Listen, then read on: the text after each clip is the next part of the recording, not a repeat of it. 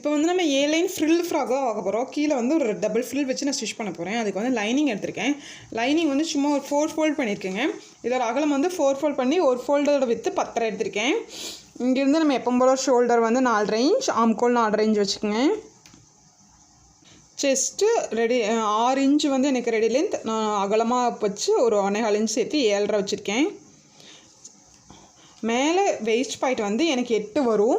So மேலோட சேர்த்து நான் 8.5 வந்து 7.5 வச்சுக்கலாம். 7.5 இதில் 8 இன்ச்சு வந்து நான் ஷோல்டர் பிடிச்சதோ சேர்த்து 8 இன்ச்சில் வந்து நம்ம வந்து வெயிஸ்ட் மார்க் பண்ண போகிறோம். வெயிஸ்ட்டோட அளவு வந்து மேலே 7.5 கொடுத்துருக்குங்க இல்லையா, மேலே எவ்வளோ கொடுத்துருக்கீங்களோ அதுலேருந்து ஒரு 1/2 இன்ச் கம்மி பண்ணிக்கிங்க. இது வந்து எக்ஸ்ட்ரா மார்ஜின் சேர்த்து சொல்கிறேன்.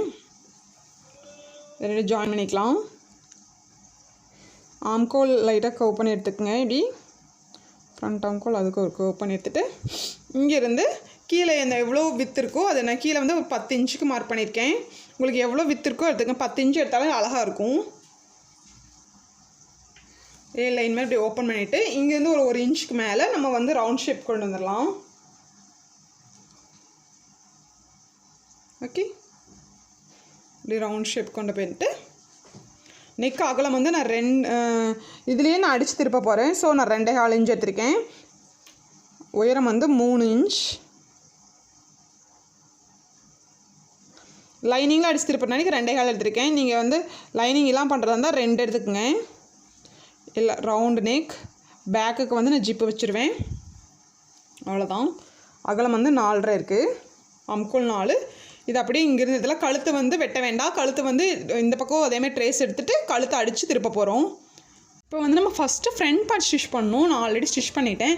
எப்பவும் போல் நல்ல பக்கத்து மேலே லைனிங்கை வச்சு அடித்து உள்ளே திருப்பிட்டு மேலே ஸ்டிச் பண்ணிவிட்டு சுற்றியும் ஸ்டிச் பண்ணியிருக்கேன். சைடு கீழேயுமே நான் ஸ்டிச் பண்ணிட்டேன். லைனிங் ஈக்குவல் பார்ட்டாக இருந்தால் ஃபுல்லாகவே ஸ்டிச் பண்ணலாம். ஸ்டிச் பண்ணிவிட்டு நம்ம கீழே ஃப்ரில் வச்சுக்கலாம். கழுத்தை வரைஞ்சிட்டு கழுத்தை நல்லா இந்த இதுவை வச்சு வரைஞ்சிட்டு இப்படி இந்த பிரிக்கிற ஊசியில் வச்சு இப்படி நல்லா அமுத்தி விட்டிங்கன்னா ட்ரேஸ் வந்துடும்.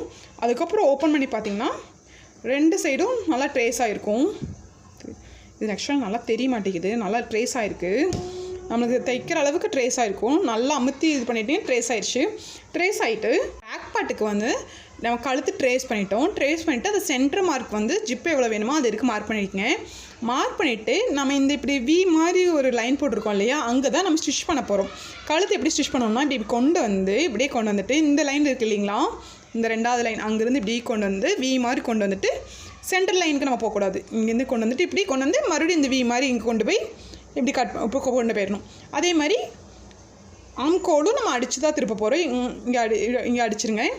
இதேமாதிரி இங்கே ஸ்டிச் பண்ணிங்க. ஸ்டிச் பண்ணிவிட்டு கொஞ்சம் எப்பவும் போல் உள்ள கிளாத் விட்டு கட் பண்ணுங்கள். நடுவில் வந்து இப்படியே கட் பண்ணிடலாம். கட் பண்ணிவிட்டு இங்கே நேரில் கட் பண்ணிவிட்டு இங்கேயும் கட் பண்ணிவிட்டு திருப்பிடலாம். திருப்பினா நம்மளுக்கு ஆம்கோலும் ரெடி ஆகிடும். நெக்கு ஜிப்பு பண்ணுறது எல்லாமே ஒரே இதில் ரெடி ஆகிடும். ஜிப்பு வந்து நல்லா ஸ்டிச் பண்ணிட்டேன். கழுத்து இங்கே வருங்க. இதுதான் நல்ல பக்கம். நல்ல பக்கத்தில் பேக் சைடு. நல்ல பக்கத்து மேலே நான் லைனிங்கை வச்சு இங்கே ஸ்டிச் பண்ணியாச்சு. ஸ்டிச் பண்ணி இங்கே எப்படி இந்த வி ஷேப் ஸ்டிச் பண்ணி இங்கே ஆம்கோடு ஸ்டிச் பண்ணியிருக்கேன். ஸ்டிச் பண்ணிவிட்டு நான் அர்க்காட் பண்ணியிருக்கேன். அர்க்காட் பண்ணிவிட்டு இது அப்படியே உள்ளே திருப்பிடலாம். வந்து பேக் பார்ட் ஸ்டிச் பண்ணியாச்சு. திருப்பிட்டு நான் சுற்றி ஒரு ஸ்டிச் பண்ணிவிட்டு ஜிப்பை வந்து நான் எப்பவும் போல் ஜஸ்ட்டு பின்னாடி இன்சர்ட் பண்ணிவிட்டு இங்கேருந்து இப்படி சுற்றி ஸ்டிச் பண்ணி எடுத்திருக்கேன். அவ்வளோதான். இப்போ வந்து நம்ம வந்து ஃப்ரண்ட் பார்ட்டுக்கு ஃப்ரில் வைக்க போகிறோம். ஃப்ரில் வைக்கிறதுக்கு நான் வந்து 4 இன்ச் ஹைட்டுக்கு வந்து ஃப்ளீட்ஸ் வச்சுருக்கேன். கீழே வந்து நம்ம அடிச்சடிக்கல. இங்கே வந்து கீழே கரப்பாகணும்னு அடிக்க நம்ம அடிச்சடிக்கல. இதோட ஹைட் வந்து 4. நீளம் வந்து எனக்கு கரெக்டாக எந்த அளவுக்கு ஃப்ளீட்ஸ் வேணுமோ அந்த அளவுக்கு அடிச்சுக்குங்க. நல்ல பக்கத்து மேலே இந்த ஃப்ரில் நல்ல பக்கம் உள்ளே இருக்கிற மாதிரி உள்ளே வச்சுட்டு இங்கேருந்து அப்படியே 1/2 இன்ச்சுக்கு நம்ம அப்படியே ஸ்டிச் பண்ணிடலாம். ஃப்ரில்ல இப்படி வந்து இப்படி ஃபுல்லாக வச்சு ஸ்டிச் பண்ணிவிட்டு இதை அப்படியே திருப்பி இதுக்கு மேலே நம்ம ஸ்டிச் பண்ண போகிறோம். இப்படியே திருப்பிட்டு இதுக்கு மேலே மறுபடியும் ஸ்டிச் பண்ணிடலாம். இப்போ கீழே வந்து இப்படி 1/2 இன்ச்சுக்கு ஸ்டிச் பண்ணிவிட்டு இது இப்படியே ஓப்பன் பண்ணிடுங்க. ஓப்பன் பண்ணிவிட்டு இதுக்கு மேலே ஒரு படிமான தையல் போட்டுருங்க. இதுக்கு மேலே ஒரு படிமான தையல் போட்டு இதுக்கு மேலே நம்ம இதுக்கு மேலே ஒரு ஃப்ரில் வைக்க போகிறோம். டபுள் ஃப்ரில் வைக்க போகிறோம். பேக்குக்கு இதே மாதிரி இந்த சிங்கிள் ஃப்ரில் மட்டும்தான் பேக்குக்கு. இப்போ இந்த டபுள் ஃப்ரில் மேலே வைக்கிற ஃப்ரில் வந்து இது வந்து உள்ளே போயிடும். ஸோ வந்து மேலே அடிக்க தேவையில்லை. மேலே வைக்கிற ஃப்ரில் வந்து மேலேயுமே மடக்கி அடிச்சுட்டு ஃப்ரில் வைங்க. அப்போ தான் உங்களுக்கு இங்கே தைக்கும் போது இந்த பிசிறி இல்லாமல் இருக்கும். இதுக்கு மேலே இப்படி ஸ்டிச் பண்ணிடலாம். இதுக்கு மேலே ஸ்டிச் பண்ணிட்டுனா கீழே டபுள் ஃப்ரில் ஆகிடும். இதே மாதிரி நம்ம பேக் சைடுக்கு சிங்கிள் ஃப்ரில் வச்சு முடிச்சிடலாம். இப்போ வந்து பேக்குக்கு வந்து நான் இங்கே ரோப் வச்சுருக்கேன். ரோப் வந்து கொஞ்சம் ஒல்லியாக தான் இருக்கும். என்கிட்ட கிளாத் வந்து அவ்வளோதான் இருந்தது. ஸோ வந்து நான் சைடில் வந்து ஒரு மேலேருந்து ஒரு 9 இன்ச் ஹைட்டுக்கு வந்து 2 சைடும் ரோப் அட்டாச் பண்ணியிருக்கேன். ரோப் அட்டாச் பண்ணிட்டு பேக் சைடு வந்து இவ்வளோ தான் கீழே வந்து ஃப்ரில் வச்சாச்சு. ஃப்ரண்ட் எப்படி வச்சோமோ அதே மாதிரி பேக்கில் வச்சுருக்கோம். ஃப்ரண்ட்டில் ஒரு சென்டர் பார்ட்டில் வந்து ஒரு நான் பவு மட்டும் அட்டாச் பண்ணியிருக்கேன்.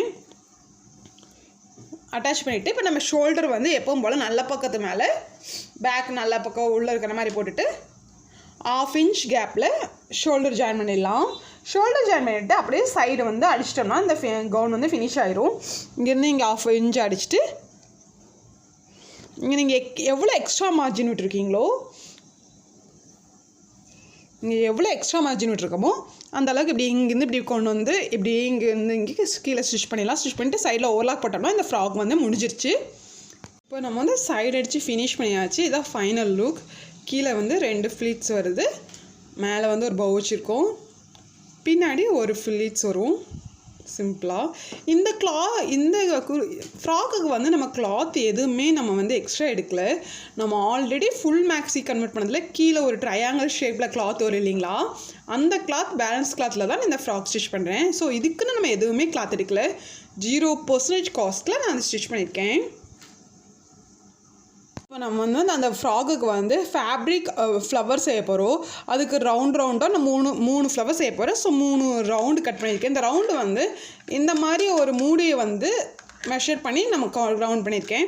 உங்களுக்கு எவ்வளோ பெரிய ஃப்ளவர் வேணுமோ அதுக்கு தகுந்த மாதிரி ரவுண்டு கட் பண்ணிவிட்டு இந்த ஓரத்துல எல்லாம் நான் வந்து ஊதுபத்தி இருக்கு இல்லைங்களா, ஊதுபத்தியை வச்சு அந்த லைட்டாக கறிக்கிருக்கேன். அது வந்து பிசுறாக விளையாமல் இருக்கிறதுக்கு நீங்கள் எல்லாட்டும் லைட்டர் வச்சு கூட லைட்டாக மெல்ட் பண்ணிக்கலாம். அப்படி பண்ணால் அந்த பிசுறு வராமல் இருக்கும். 3 இதில் இப்படி பண்ணிவிட்டு நார்மல் நூல் 2 நூல் கோர்த்துட்டு ஊசியில் நான் ஸ்டிச் பண்ணியிருக்கேன். ரெட் கலர் நாட்டி உங்களுக்கு விசிபிளாக தெரிய மாட்டேங்குது. ஃபுல்லாக குத்தி ஜஸ்ட்டு நார்மல் ஸ்டிச் போடுவீங்களா அதே மாதிரி சுற்றி ஸ்டிச் பண்ணிவிட்டு இதை நான் அங்கே தான் வச்சுருக்கேன். ஸ்டிச் பண்ணிவிட்டு லைட்டாக ஃபுல்லாக ஸ்டிச் போட்டிருக்கேன். தெரியுதா பாருங்கள், இங்கே எல்லாம் தெரியுது. ஸ்டிச் பண்ணிவிட்டு இதை லைட்டாக இப்படி இழுங்க.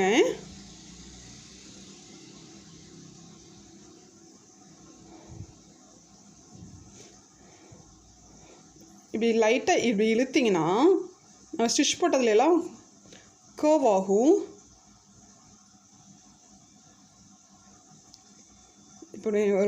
இப்போ நல்லா இன்னும் இழுங்க. எல்லா பக்கம் ஃபினிஷ் ஆகிற மாதிரி கொஞ்சம் இழுத்துருங்க.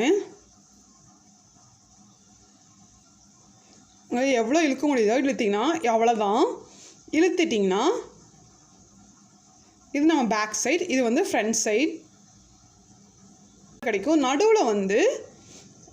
நடுவில் இந்த ஓப்பன் கொஞ்சம் இருக்கிற இடத்துல வந்து இப்படி குத்தி எடுத்துடலாம். இதே மாதிரி நம்ம மற்ற 3 ஃப்ளவர்ஸும் செய்யலாம். ஒரு ஸ்டிச் போட்டிருக்கேன். இதில் வந்து கொஞ்சம் நான் டார்க் கலர் த்ரெட் எடுத்திருக்கேன். விசிபிளாக தெரியுது பாருங்கள்.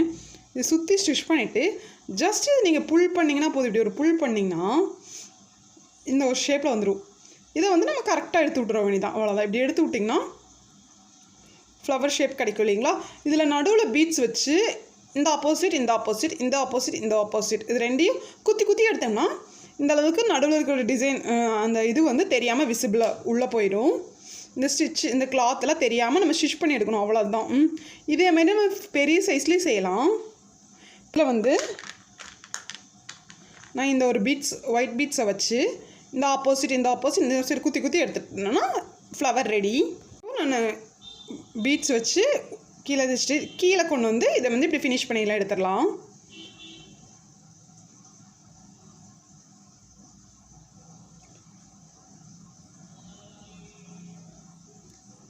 இப்போ இந்த ஒரு ஷோல்டரில் மட்டும் நான் 3 ஃப்ளவர்ஸ் வச்சுட்டேன். ஒரு சைடு மட்டும் இருக்கிற மாதிரி. பவுக்கு ஒரு 3 பீட்ஸ் வச்சாச்சு. கீழே இதான்